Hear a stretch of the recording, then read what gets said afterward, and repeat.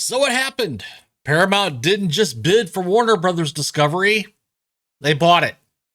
And I know what you're thinking. Does this mean Netflix got stopped from owning HBO, DC, and half the cultural oxygen on planet Earth? Yeah, Netflix is out. But before anyone starts acting like this is some kind of victory parade, let me translate this into English. This is not a happy ending. This is a different villain getting the keys to the mansion. Because Paramount buying WBD is the lesser of two evils, which is still, evil. Today we're talking Fallout, short-term, long-term, and what this means for streaming, theaters, and the sacred cow everybody actually cares about, DC.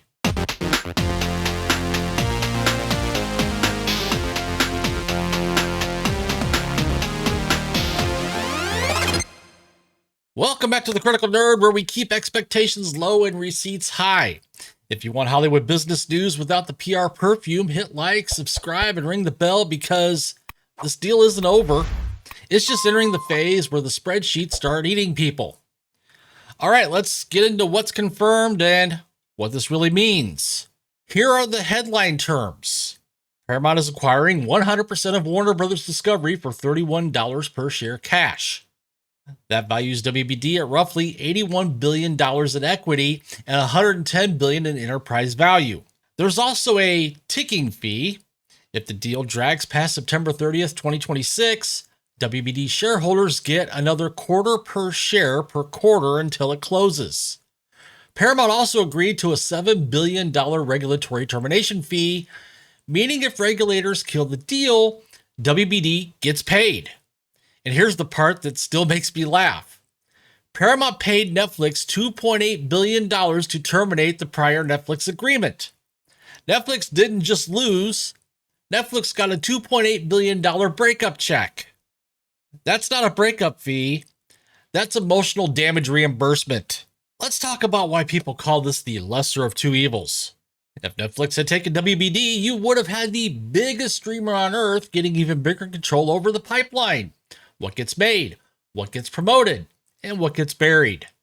Netflix walked away because matching what Paramount put on the table would have required a price that no longer made financial sense. So yes, Paramount winning blocks the Netflix owns everything scenario. But don't confuse that with Paramount is your friend. This still means consolidation, pricing power, synergy cuts, and the slow death of the mid-budget movie. You didn't escape the machine. You just switch which machine is stepping on your neck.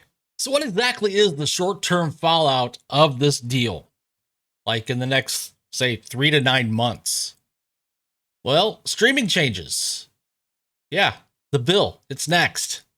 When two major streaming libraries merge, the pitch is always, now it's simpler, more content, one home. Then the next step is always, that'll be more per month.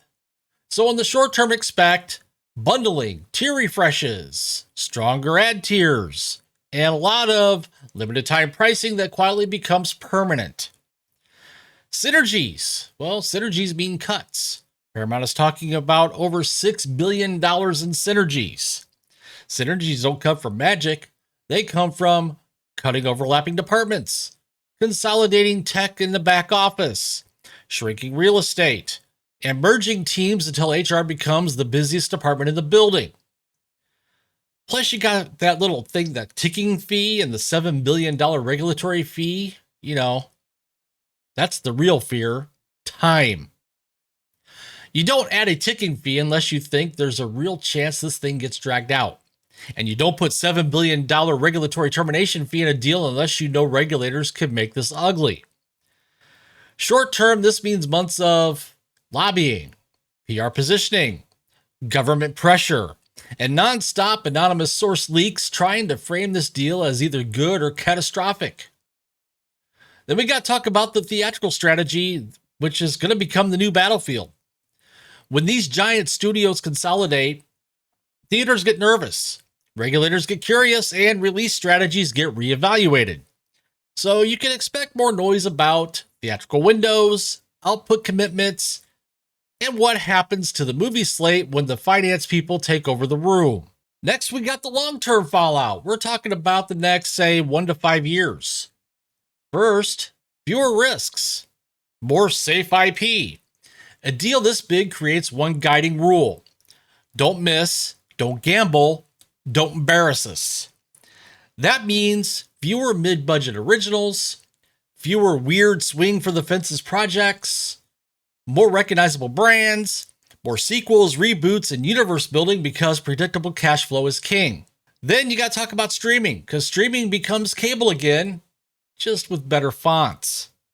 One mega app, tiers, ads, bundles, and price creep. This is the slow march toward everything is bundled and everything has ads unless you pay the premium tier. Oh, third, culture narrows. The fewer companies that own entertainment, the more acceptable and safe everything becomes. Because nobody wants to risk quarterly guidance on a creative swing that might not test well with algorithms. Now DC. Here's the honest reality. People are already trying to spin this into the Snyderverse return confirmed. Please, just stop. Stop it. That's not evidence. That's cope. The more likely reality is continuity and control. You don't buy WBD and immediately detonate DC leadership unless you enjoy lighting money on fire. What you will see is more oversight and more pressure for stability. And that can mean fewer risky creative swings, heavier franchise guardrails, and leadership needing to justify decisions to a new set of corporate priorities. So if you're a DC fan, the best case outcome isn't chaos, it's stability.